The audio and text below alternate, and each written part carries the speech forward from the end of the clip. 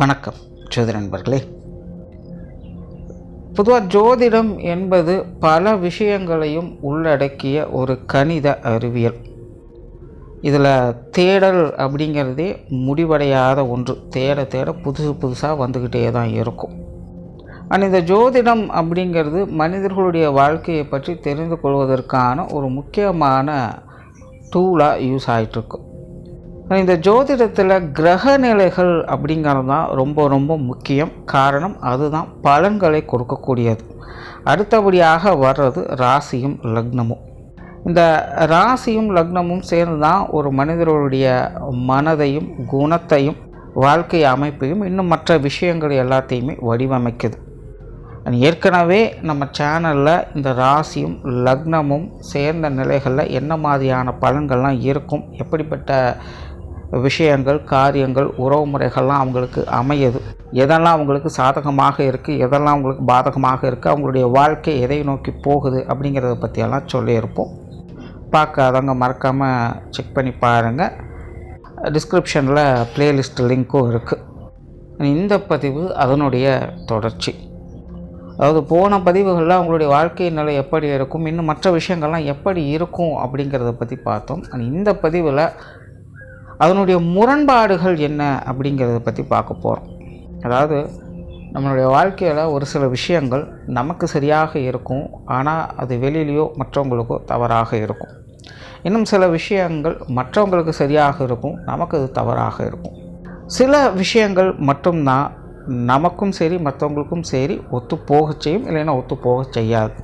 So இந்த முரண்பாடுகள் அப்படிங்கிறது எல்லாருக்கும் ஒரே மாதிரி ஒரே விஷயங்களில் அமையாது. ஒவ்வொருத்தருக்கும் ஒவ்வொரு விஷயங்களில் ஒவ்வொரு சூழ்நிலைகளில் தான் இருக்கும். ஸோ இந்த முரண்பாடுகளுக்கு முக்கிய காரணமாக இருக்கிறது இந்த ராசியும் லக்னமும் தான். இதைத்தான் ஜோதிடத்தில் விதி மதி கதி அப்படின்னு ரொம்ப சிம்பிளாக ஷார்ட்டாக சொல்லுவாங்க. இதை விதி கெட்டால் மதியப்பார், மதி கெட்டால் விதியப்பார் அப்படிங்கிற பழமொழிகள்லாம் இருக்கும். ஸோ அந்த முரண்பாடுகள்லாம் என்ன, எப்படி வேலை செய்யுது, ஒவ்வொரு ராசியும் லக்னத்துக்கும் என்ன மாதிரியான அமைப்புகளை இது ஏற்படுத்துது அப்படிங்கிறத பற்றி தான் இந்த பதிவில் நம்ம பார்க்க போகிறோம். தொடர்ச்சியாக எல்லா ராசி லக்ன காம்பினேஷன்களுக்கும் வீடியோ கண்டிப்பாக போடுவோம். ஸோ சேனலை சப்ஸ்கிரைப் பண்ணாங்க, சப்ஸ்கிரைப் பண்ணி வச்சுக்காங்க. வீடியோ பிடிச்சிருந்தா லைக் பண்ணுங்கள், மற்றவங்களுக்கும் ஷேர் பண்ணுங்கள், என்ன பிடிச்சிருக்குங்கிறத கமெண்ட் பண்ணுங்கள். ரிஷபராசி மேஷ லக்னம். இந்த ரிஷபராசி மேஷ லக்னத்தில் பிறந்தவங்க இயல்பாகவே ரொம்பவுமே பொறுப்பான நபர்களாக இருப்பாங்க. வேகமும் விவேகமும் உடையவங்க அப்படின்னு கூட இவங்களை சொல்லலாம். நானாக எந்த வம்புக்கும் போக மாட்டேன், ஆனால் வந்த வம்பை விடமாட்டேன் அப்படிங்கிற குணம் இவங்களுக்குள்ளே எப்போவுமே இருக்கும். சிம்பிளாக சொல்லணுன்னா இவங்க மனசால் சாதுவானவங்க, ஆனால் குணத்தால் வீர தீரம் மிக்கவங்களே. ஸோ இவங்களுக்கு இந்த முரண்பாடுகள் அப்படிங்கிறது ரொம்ப பெரிய அளவிலலாம் வேலை செய்யாது, ஆனால் மைல்டாக கண்டிப்பாக வேலை செய்யும். என்னென்னா இவங்க இயல்பாகவே ஒரு சென்டிமெண்ட் பீரியட், எல்லார்கிட்டேயுமே அன்பாகவும் பாசமாகவும் பழகணும், எப்போவுமே ஒன்றா அன்பாக இருக்கணும் அப்படின்னாலும் எதிர்பார்க்கக்கூடியவங்க. ஆனால் இவங்கக்கிட்ட எப்போ பாரு ஒருவித கருத்து வேற்றுமைகளோ இல்லை சண்டை சச்சரவுகளோ இருந்துக்கிட்டே இருக்கும். குறிப்பாக இது குடும்ப உறவுகளில் அதிகமாகவே பிரதிபலிக்கும். இயற்கையாகவே இவங்களுடைய சுபாவம் அப்படிங்கிறது இவங்க குடும்ப பிரியர்கள் தான். குடும்பத்திற்காக தன்னுடைய வாழ்க்கையை அர்ப்பணிக்கக்கூடியவங்க அப்படின்னு இவங்களை சொல்லலாம். இவங்களுடைய மொத்த வாழ்க்கையுமே இவங்களுடைய குடும்பத்துக்குள்ளே தான் அடங்கும். குடும்பம் நல்லா இருந்ததுன்னா இவங்களும் நல்லா இருப்பாங்க, குடும்பம் கஷ்டப்பட்டதுன்னா அப்படின்னா இவங்களும் ரொம்ப மோசமான நிலையில் கஷ்டப்படுவாங்க. ஸோ இவங்களுடைய பலமும் சரி பலவீனமும் சரி அவங்களுடைய குடும்பம் தான். ஸோ எக்காரணம் கொண்டு எதற்காகவும் தன்னுடைய குடும்பத்தை இவங்க என்றைக்கும் விட்டு கொடுக்கவே மாட்டாங்க.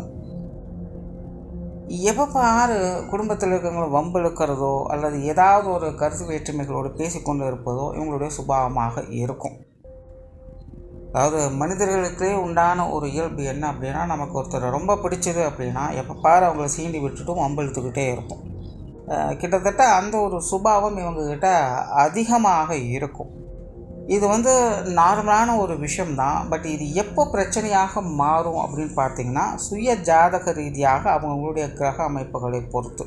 சுய ஜாதகம் நல்லபடியாக இருந்தது அப்படின்னா இவங்களுடைய சீண்டல்கள் பேச்சுவார்த்தைகள் என்னதான் முரண்பட்ட நிலைகள் இருந்தாலும் அதையெல்லாம் சரி பண்ணி அப்படி கொண்டு போயிடுவாங்க, பிரச்சனை இருக்காது. எப்படி இவங்க பேசி சங்கடத்தை உண்டு பண்ணுறாங்களோ அப்படி பேசியே அந்த விஷயத்தை சரி பண்ணவும் செஞ்சுடுவாங்க. ஒரு வேளை ஜாதகம் இவங்களுக்கு சரியாக கை கொடுக்கல அப்படிங்கிற பட்சத்தில் இவங்க என்னதான் நல்ல விஷயங்களே எடுத்து சொன்னாலும் அது மற்றவங்களுக்கு ஆகாததாக தான் தெரியும். இதனால் நிறைய முரண்பாடுகள் அப்படிங்கிறது ஏற்படும். ஆனால் இதில் இன்னொரு விஷயமும் இருக்குது. கால நேர அமைப்பின்படி நல்ல காலங்கள் இருந்தது அப்படின்னாலும் இந்த மாதிரியான பிரச்சனைகள் இருந்தாலும் அதை ஈஸியாக சமாளிச்சுட்டு போயிடுவாங்க. எல்லாரும் இவங்ககிட்ட சகஜமாக இருப்பாங்க. சும்மா இருங்க, வம்பளுக்காதீங்க, இம்சை பண்ணாதீங்க அப்படிங்கிற மாதிரி சிம்பிளாக போயிடுவாங்க. அது எப்போவுமே சிரிச்சுக்கிட்டு வேடிக்கையாக போயிடும். ஆனால் போதாத காலங்கள் அப்படின்னு வரும்பொழுது இவங்க யதார்த்தமாக சாதாரணமாக செய்யக்கூடிய விஷயங்களும் பேசக்கூடிய வார்த்தைகளும் மற்றவங்களுக்கு தேள் கொட்டின மாதிரி இருக்கும். ஸோ அந்த கால நேரங்கள் வரும்பொழுது இவங்களுக்கு எப்படி இருக்கும்னா, நான் எப்பவும் போல் கேஷுவலாக தானே பண்ணேன், பேசினேன், நீ ஏன் அதை இப்படி சீரியஸாக எடுத்துக்கிற அப்படின்னு மற்றவங்கள பார்த்து கேள்வி கேட்குற மாதிரி ஆகிடும். இந்த போதாத காலங்கள் அப்படின்னு வரக்கூடிய கால நேரங்களையும் இவங்க இந்த மாதிரியான பிரச்சனைகளுக்குள்ளே அதிகமாக சிக்கிறாங்க. ஸோ அதனால் முன்னாடியே சொன்ன மாதிரி இவங்களுடைய பலமும் சரி பலவீனமும் சரி அது இவங்களுடைய பேச்சுவார்த்தைகள் தான். அதை கால நேரத்துக்கு தகுந்த மாதிரி இவங்களுக்கு அதை பயன்படுத்த தெரியணும். இயற்கையாகவே இவங்கக்கிட்ட ஒரு விதமான லேசினஸ் அப்படிங்கிறது இருக்கும். அதாவது குணத்தால் இவங்க செயல் வீரர்களாக இருந்தாலும் மனசால் இவங்க சுகப்பிரியர்களாக இருப்பாங்க. ஸோ ரிஸ்க் எடுக்கக்கூடிய விஷயங்கள் அப்படிங்கிறது இவங்களுக்கு செட் ஆகிறதில்ல. நார்மலாகவே ரிஷப ராசி அப்படிங்கிறது அவங்க ஹார்ட் ஒர்க் பண்ணுவாங்க, பட் ரிஸ்க் எடுக்க அவங்க என்றைக்கும் தயாராக இருக்க மாட்டாங்க. சேஃப்டியாக தான் ட்ராவல் பண்ணணும் அப்படின்னு நினைப்பாங்க. ஸோ லைஃப்பில் எந்த ஒரு விஷயத்துலையுமே தேவையில்லாமல் போய் சிக்கிக்கக்கூடாது அப்படிங்கிறது ரொம்பவுமே கான்சியஸாக இருப்பாங்க. ஆனால் இவங்களுடைய குணம் அப்படிங்கிறது இதுக்கு அப்படியே ஆப்போசிட். நான் ரிஸ்க் எடுக்க தயார், நான் இதை செஞ்சு முடிச்சே ஆகணும், என்னால் இது முடியும், இவங்க முன்னாடி நான் சாதிச்சு காட்டுறேன் பார் அப்படிங்கிற தீவிர வேட்கையும் மிகவும் உத்வேகமான குணத்தையும் இவங்க கொண்டவங்களாக இருப்பாங்க. ஸோ அதனால் என்ன தான் இவங்களுடைய மனமானது சில நேரங்களில் வேண்டாம் அப்புறம் பார்த்துக்கலாம் அப்படின்னு விட்டாலும் கூட இவங்க தன்னை அறியாமலே ஒரு சில காரியங்களில் ஈடுபடவும் செய்வாங்க. சில நேரங்களில் அது இவங்களுக்கு சாதகமாகவும் வேலை செய்யும். அதுதான் பெரிய விஷயம். இங்கே கவனிக்க வேண்டியது கால நேரம் அதுக்கு கை கொடுக்கணும். ஸோ அந்த நேரத்தில் இவங்களை அறியாமல் செய்யக்கூடிய காரியங்கள் கூட இவங்களுக்கு நல்லபடியாக அமைஞ்சிருக்கும். இந்த கால நேரம் சரியில்லாத காலகட்டங்களில் ஒன்று வேண்டாம் அப்புறம் பார்த்துக்கலாம் தள்ளி விட்டுட்டே போயிட்டுருப்பாங்க. இல்லை நான் அவசரப்பட்டு அந்த காரியத்தில் இறங்கி அந்த விஷயங்களை சுதப்பிடுவாங்க. ஸோ இந்த மாதிரி காரிய ரீதியான முரண்பாடுகள் அப்படிங்கிறதும் இவங்களுக்கு உண்டு. அண்ட் சில நேரங்களில் மற்றவங்களை அட்ராக்ட் பண்ணணும் அப்படிங்கிற நோக்கத்தோடு இவங்க செயல்படுவாங்க. அதற்காக சில குறுக்கு வழிகளையும் இவங்க பயன்படுத்தவும் செய்வாங்க. ஸோ இதெல்லாம் பார்த்திங்கன்னா அந்த கால நேரத்துக்கு தகுந்த மாதிரி தான் இவங்களுக்கு அது ஒத்து வரும். ஸோ இந்த ரிஷபராசி மேஷ லக்னம் அப்படின்னு வரும்பொழுது காரியங்கள் வகையில் இப்படி மனசுக்கும் புத்திக்கும் ஒரு விதமான போராட்டங்கள் அப்படிங்கிறது எப்போவுமே இருக்கும். அதாவது மனமானது பொறுமையாக இருக்க சொல்லும், ஆனால் புத்தி பார்த்திங்கன்னா தடாலடியாக உங்களுக்கு செயல்படும். இது எல்லாத்தையும் உங்களுடைய தொழில் வேலை உத்தியோகமாக கூட நீங்கள் பொருத்தி பார்க்கலாம். நார்மலாக இவங்களுடைய ஜீவன அமைப்புகள் அப்படிங்கிறது கொஞ்சம் சக்ஸஸ்ஃபுல்லாகவே இருக்கும். இவங்க இயற்கையாகவே தன்னுடைய விருப்பம்படி செயல்படக்கூடியவங்களாக இருப்பாங்க. அதாவது இவங்களுடைய பேஷன் என்னவோ அல்லது இவங்களுக்கு என்ன அதிகமாக பிடிச்சிருக்கோ அதை நோக்கி ஓடக்கூடியவங்களாக இருப்பாங்க. ஸோ அது சார்ந்த கேரியரில் அதிக ஃபோக்கஸ் பண்ணக்கூடியவங்க. பட் இவங்களுடைய பிரச்சனை என்னென்னா காரியம் செயல்பாடுகள் அப்படின்னு வரும்போது கொஞ்சம் லேசினஸால் அவதிப்படுவாங்க. இல்லைன்னா தடை தாமதங்கள் அப்படிங்கிறது அதிகமாக இருக்கும். அதாவது இவங்க தடாலடியாக காரியங்களில் இறங்கலாம். இவங்க கொடுக்கக்கூடிய அந்த இன்புட் அப்படிங்கிறது நல்ல ஆக்டிவாக தான் இருக்கும். ஆனால் அவுட் சைட்லேருந்து இவங்களுக்கு வர வேண்டிய அந்த ரெஸ்பான்ஸ் அப்படிங்கிறது கொஞ்சம் ஸ்லோ டவுனாக தான் இருக்கும். ஸோ ஒன்று இவங்களுடைய காரியங்களில் அப்புறம் பார்த்துக்கலாம் அப்படிங்கிற ஒரு லேசினஸ்னால் காரியங்கள் தள்ளி போகுது. இல்லைனா அவுட்புட்டு சரியான நேரத்தில் கிடைக்காம அவங்க அவதிப்படுவாங்க.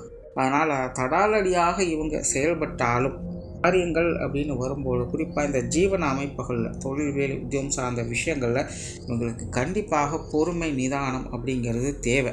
அதே நேரம் இவங்களுடைய அந்த லேசினஸ் அப்படிங்கிறத அவாய்ட் பண்ணணும். இதற்குண்டான அந்த வேறுபாடுகளை இவங்க புரிஞ்சுக்கணும். இந்த விஷயங்களை இவங்க கரெக்டாக அண்டர்ஸ்டாண்ட் பண்ணி செயல்பட ஆரம்பிச்சிட்டாங்க அப்படின்னா கெரியர் ரிலேட்டடாக இவங்க பெருசாக ஸ்ட்ரகிள் ஆக மாட்டாங்க. அது ஒரு பீஸ்ஃபுல்லான லைஃப் மாதிரி போக ஆரம்பிச்சிடும். என்னதான் பிரச்சனைகள் சிக்கல்கள் இல்லை மந்தமான சூழ்நிலைகள் வந்தாலும் கூட அதை பர்ஃபெக்டாக ஹேண்டில் பண்ணி ஒரு பீஸ்ஃபுல்லான விஷயங்களை பார்த்து வருவாங்க. குடும்ப வாழ்க்கை அப்படின்னு பார்க்கும்போது நடச்சின மாதிரி குடும்ப வாழ்க்கை இவங்களுக்கு பிடித்தமான விஷயம் ஒன்று. குடும்ப பொறுப்புகள் உணர்ந்தவங்களாகவும் குடும்ப பொறுப்புகளை சுமக்கக்கூடியவங்களாகவும் இவங்க இருப்பாங்க. ஜெனரலாகவே ரிஷபராசி அப்படின்னாலே குடும்பத்தின் மீது அளவு கடந்த பற்று பாசம் அப்படிங்கிறது இருக்கவே செய்யும். குடும்ப உறவுகளை நேசிக்கக்கூடியவங்களாகவும் குடும்ப பெருமைகளை வளர்க்கக்கூடியவங்களாகவும் அவங்க இருப்பாங்க. ஆனால் எது இங்கே உனக்கு கொடுக்கப்பட்டதோ அது இங்கேயே எடுக்கப்பட்டது அப்படின்னு சொல்கிற மாதிரி தான் ரிஷபராசிக்கு இந்த குடும்ப விஷயங்கள் குடும்ப உறவுகளை இவங்க பார்த்து பார்த்து நல்ல கட்டமைப்போடு எல்லாத்தையும் அமைத்து கொண்டாலும் குடும்ப உறவுகளுக்குள்ளே வரக்கூடிய அந்த கான்ட்ரவர்சி நிலைகளை இவங்களால் தவிர்க்கவே முடியாது. அதுலேயும் குறிப்பாக கணவன் மனைவி உறவுகளுக்குள்ளே இது அதிகமாக தென்படும். உண்மையிலேயே இவங்க வாழ்க்கை துணியை நேசிக்கக்கூடியவங்க தான். இந்த காதல் அன்பு போன்ற விஷயங்களில் ஆர்வம் உடையவங்க. இயற்கையாக இந்த ரிஷபராசி அப்படின்னாலே சென்டிமெண்ட் பீரியட் தான். அதுவும் குறிப்பாக இந்த காதல் உறவுகள் திருமண வாழ்க்கை அப்படின்னு வரும்போது இது இன்னும் கொஞ்சம் கூடுதலாகவே வேலை செய்யும். ஸோ இயற்கையாகவே இந்த திருமண வாழ்க்கை காதல் சம்மந்தப்பட்ட விஷயங்கள்லாம் மனதளவில் எக்ஸ்பெக்டேஷன்ஸ் அப்படிங்கிறது அதிகமாக இருக்குது. ஆனால் அதே மனதாலேயே இவங்களே முரண்பாடுகளாகவும் செயல்படுவாங்க. ரிஷபராசி மேஷ லக்னம் அப்படின்னு வரும்பொழுது திருமண வாழ்க்கை அப்படிங்கிறது செட் ஆகிடும். இவங்களுக்கு அந்த அமைப்புகளில் எந்த ஒரு குறையும் வைக்கிறது இல்லை. உண்மையிலே இவங்களுக்கு ஏற்ற ஒரு வாழ்க்கை துணை தான் அமைவாங்க. இவங்களுக்கு கட்டுப்பட்ட ஒரு வாழ்க்கை துணையும் அமைவாங்க அப்படின்னு சொல்லலாம். அது ஆணாக இருந்தாலும் சரி பெண்ணாக இருந்தாலும் சரி வாழ்க்கை துணையை எப்படி மேனேஜ் பண்ணணும் எப்படி கரெக்ட் பண்ணணும் அப்படிங்கிறது எல்லாமே அந்த சூத்திரம் தந்திரம் எல்லாம் தெரிந்த ஒரு குணம் இவங்கக்கிட்ட இயற்கையாகவே இருக்கும். ஸோ அதனால் இவங்களோட திருமண வாழ்க்கை அப்படிங்கிறது அமைப்புகளில் எந்த ஒரு பிரச்சனையும் இருக்கிறது இல்லை. ஆனால் கணவன் மனைவி உறவுகள் காதல் விஷயங்கள் அப்படின்னு வரும்பொழுது கருத்து வேற்றுமைகள் அதிகமாக இருக்கும். ஓயாமல் வாய்ச்சண்டை அப்படிங்கிறது இருந்துக்கிட்டே தான் இருக்கும். நின்னாலும் குத்தம் உட்கார்ந்தாலும் குத்தம் அப்படின்னு எதை எடுத்தாலும் எதையாச்சும் ஒன்று நொட்ட சொல்லிக்கிட்டே இருப்பாங்க. ஸோ கணவன் மனைவி உறவுகளுக்குள்ள இந்த பேச்சுவார்த்தைகளால் வரக்கூடிய முரண்பாடுகள் கருத்து வேற்றுமைகள் போன்ற விஷயங்களை இவங்களுடைய லைஃப்பில் தவிர்க்கவே முடியாது. ஸோ கால நேரம் நல்லா இருந்தது அப்படின்னா இது எல்லாத்தையும் ஊழல் சார்ந்த விஷயங்களாக எடுத்துக்கலாம். கால நேரம் சரியாக அவங்களுக்கு கை கொடுக்கல அப்படின்னா நீ எப்படி என்னை இப்படி சொல்லலாம் அப்படின்னு அவங்களும் வம்புக்களுக்கு ஆரம்பிச்சிடுவாங்க. கடைசியில் இது பெரிய பிரச்சனையாகவே போயிட்டு இருக்கும். ஆனால் திரும்ப எல்லாம் சரி ஆகிடும் அப்படின்னு வைங்களேன். ஆனாலுமே குறிப்பிட்ட ஒரு சில காலகட்டங்களுக்கு இந்த கணவன் மனைவி உறவுகள் அப்படிங்கிறது பெரிய அளவில் மனஸ்தாபங்களை கொடுக்கும். அதுக்கு இவங்களுடைய பேச்சுவார்த்தைகளை வளர்த்தது தான் பெரிய காரணமாகவும் அமையும். ஸோ அதனால் இந்த ரிஷபராசி மேஷ லக்னம் அப்படின்னு வரும்பொழுது திருமண வாழ்க்கையில் கணவன் மனைவி உறவுகளுக்குள்ள பேச்சுவார்த்தைகளை கான்ட்ரவர்சி இல்லாமல் பார்த்துக்கிறது நல்லது. பட் இது சொல்கிறது ஈஸி, பட் உண்மையில் இது அப்படி அமையிறது அப்படிங்கிறது கஷ்டம். அதனால் அதை புரிஞ்சுக்கிட்டு அதுக்கு தகுந்த மாதிரி செயல்படுறது உங்களுடைய திருமண வாழ்க்கைக்கு நல்லது. பெற்றோர்களுடைய விஷயங்கள் இது ஓரளவுக்கு கொஞ்சம் கண்ட்ரோலாக இருக்கும் அப்படின்னு சொல்லலாம். இயற்கையாகவே ரிஷபராசி அப்படிங்கும்போது பெற்றோர்கள் மேலே மதிப்பு மரியாதை அதிகமாகவே இருக்கும். மேஷ லக்னம் அப்படிங்கும் பொழுதும் இது இன்னும் சிறப்பாகவே வேலை செய்யும். ஸோ இவங்களுடைய பெற்றோர்களுடைய அமைப்புகள் அப்படிங்கிறது உங்களுக்கு எப்போவுமே நல்லபடியாகவே அமைஞ்சிடும். பட் அந்த கருத்து வேற்றுமைகள் அப்படிங்கிறது கொஞ்சம் இருக்கத்தான் செய்யும். இவங்க பெற்றோர்களுக்கு என்ன தான் பார்த்து செஞ்சாலும் இவங்களுடைய பெற்றோர்கள் சில விஷயங்களில் இவங்க கொஞ்சம் குற்றம் குறை சொல்லக்கூடியவங்களாக தான் இருப்பாங்க. ஸோ அதனால் உங்களுக்கு என்ன செஞ்சாலும் பத்தாது அப்படின்னு சலிச்சுக்கிற மாதிரியான சில விஷயங்கள் பெற்றோர்கள் வகையில் போகும். பெற்றோர்கள் அப்படிங்கும்பொழுது இந்த சலிப்பு தட்டக்கூடிய விஷயங்கள் தான் முரண்பாடுகளாக இருக்கும். உடன்பிறப்புகள் அப்படின்னு வரும்பொழுது நார்மலாகவே இந்த ரிஷபராசி மேஷ லக்னக்காரங்க உடன்பிறப்புகள் மேலே அதீத பற்று பாசம் வச்சிருப்பாங்க. ஒருவேளை பாசம் பிரியம் இல்லை அப்படின்னாலும் கூட அவங்களுடைய விஷயங்கள் காரியங்கள் அதிக ஈடுபாடுகளை காட்டக்கூடியவங்களாகத்தான் இருப்பாங்க. அதாவது அவங்களுக்கு பிடிக்குதோ பிடிக்கலையோ பட் இவங்க அவங்களுக்கு ஃபுல் சப்போர்ட்டாக தான் எப்போவுமே இருப்பாங்க. மூத்தவங்களோ இளையவங்களோ ஓடி ஓடி அவங்களுடைய வாழ்க்கையை முன்னேறுவதற்காக இவங்க உத்வேகம் கொடுத்துக்கிட்டே இருப்பாங்க. ஸோ யார் என்ன சொல்லிட்டாலும் சரி, ஏன் இவங்களுக்கே சில நேரங்களில் பிடிக்கலையோ அதை பற்றியெல்லாம் இங்கே பிரச்சனையே கிடையாது. எப்படி இருந்தாலும் தன்னுடைய உடன்பிறப்புகளுக்கு இவங்க சப்போர்ட் பண்ணிகிட்டே தான் இருப்பாங்க. ஸோ எதுவுமே அளவுக்கு மீனால் அமுதம் நஞ்சு அப்படிங்கிறது பழமொழி. ஸோ இந்த உடன்பிறப்புகள் வகையில் இந்த மாதிரியான ஓவர் சப்போர்ட் பண்ணுறதுனாலையோ இல்லை சில விஷயங்களை அவங்க அட்ஜஸ்ட் பண்ணி போகாததன் மூலமாக வரக்கூடிய சிக்கல்கள் அப்படிங்கிறது வந்து போகும். இது உடன்பிறப்புகள் வகையில் முரண்பாடுகளாக இருக்கும். குழந்தைகளுடைய விஷயங்கள், சொத்து சுகங்களுடைய அமைப்புகள், இதெல்லாமே இந்த ரிஷபராசி மேஷ லக்னக்காரங்களுக்கு சிறப்பாகவே இருக்கும். இதில் எந்த ஒரு குறையும் கிடையாது. எல்லாமே ஒரு அனுசரியான நிலைகளே இருக்கும்னு சொல்லலாம். புத்தி ஆகட்டும், மனமாகட்டும், இந்த விஷயங்கள் ஒரு கம்ஃபர்ட் ஜோன்லேயே இது ட்ராவல் பண்ணிகிட்டு இருக்கும். பட் அதுவே உற்றார் உறவினர்கள், நண்பர்கள் அப்படின்னு வரும்பொழுது கண்டிப்பாக இந்த ரிஷபராசி மேஷ லக்னம் அப்படிங்கிறது ஒரு கான்ட்ரவர்சியான நிலைகளில் தான் செயல்படும். அதாவது இவங்களுக்கு ஒத்து வரும்போது அவங்களுக்கு ஒத்து வராது, அவங்களுக்கு ஒத்து வரும்போது இவங்களுக்கு ஒத்து வராது அப்படிங்கிற நிலை தான். நிறைய முரண்பாடுகள் இந்த உற்றார் உறவினர்கள், நண்பர்கள் வகையில் தான் அதிகமாக இருக்கும். நம்ம சரின்னு நினைக்கிறது அங்கே தவறாக தான் இருக்கும். நம்ம தவறு நினைக்கக்கூடிய விஷயங்கள் அங்கே சரியாக போயிடும். ஸோ மனமாகட்டும், புத்தி ஆகட்டும், ஒரு சரியான நிலைகளில் முடிவெடுக்கிறதுல தடுமாற்றம் அப்படிங்கிறது இந்த உற்றார் உறவினர்கள், நண்பர்கள் வகையில் அதிகமாக இருக்கும். சரினும் தவறுனும் சொல்லவே முடியாது. பட் கால நேரம் அப்படிங்கிறது எப்போவுமே ஒரு முரண்பாட்டு நிலைகளையே இது செயல்பட்டுக்கிட்டு இருக்கும். ஸோ இவங்களை சுற்றி இருக்கிறவங்க நல்லவங்களா இல்லை கெட்டவங்களா அப்படின்னு புரிஞ்சிக்கவே முடியாது. குறிப்பாக இந்த ரிஷபராசி மேஷ லக்னக்காரங்களுக்கு முகத்துக்கு முன்னாடி ஒன்று பேசுகிறவங்களும் முகத்துக்கு பின்னாடி ஒன்று பேசுகிறவங்களும் தான் அதிகமாக இருப்பாங்க. ஸோ அதெல்லாமே இவங்களுடைய வாழ்க்கையில் இவங்க அட்ஜஸ்ட் பண்ணி போய் தான் ஆகணும். அது எப்படி இவங்க அப்படி இருக்கலாம் அப்படின்னு கேள்வி கேட்க ஆரம்பிச்சிட்டோம் அப்படின்னா அதுக்கு முடிவே இருக்காது. கடைசி வரைக்கும் கேட்டுகிட்டே இருக்க வேண்டியது தான். அது ஒரு ஆதி அந்தம் இல்லாத, ஒரு எண்டே இல்லாத சர்க்கிள் மாதிரி போய்கிட்டே இருக்கும். ஸோ அதனால் இந்த ஒரு விஷயங்களை பொறுத்த வரைக்கும் இவங்க எப்போவுமே ஜஸ்ட் லைக் தட் மாதிரி கடந்து போகிறது தான் நல்லது. அதாவது கிளியராக புரிஞ்சுக்காங்க, நல்லவங்க கெட்டவங்க அப்படின்னு யாரையுமே பிரித்து பார்க்கவே முடியாது. இன்றைக்கி நல்லவங்களாக இருக்கவங்க நாளைக்கு கெட்டவங்களாக மாறுவாங்க, இன்றைக்கி கெட்டவங்களாக இருக்கவங்க நாளைக்கு நல்லவங்களாக மாறுவாங்க. இப்படி தான் இந்த ராசி லக்னத்துக்கு செயல்பட்டுக்கிட்டு இருக்கும். ஸோ அதுக்கு தகுந்த மாதிரி தான் நீங்களும் கொஞ்சம் மாறி மாறி செயல்பட வேண்டியதாக இருக்கும். பட் இந்த ராசி லக்னத்தை பொறுத்த வரைக்கும் இதை புரிஞ்சுக்கிறது, அடாப்ட் பண்ணுறது அப்படிங்கிறதும் கொஞ்சம் சிரமம்தான். ஸோ ஓவராலாக ரிஷபராசி மேஷ லக்னத்தை பொறுத்த வரைக்கும் இந்த மாதிரியான விஷயங்கள் தான் முரண்பாடுகளாக அவங்களுக்கு அமையுது. ஸோ இது எல்லாத்தையும் அவங்க எப்படி மேனேஜ் பண்ணுறாங்க அப்படிங்கிறதெல்லாம் அவங்களுடைய சுய ஜாதகம் அப்படிங்கிறது சொல்லும். நன்றி, வணக்கம், வாழ்க வளமுடன்.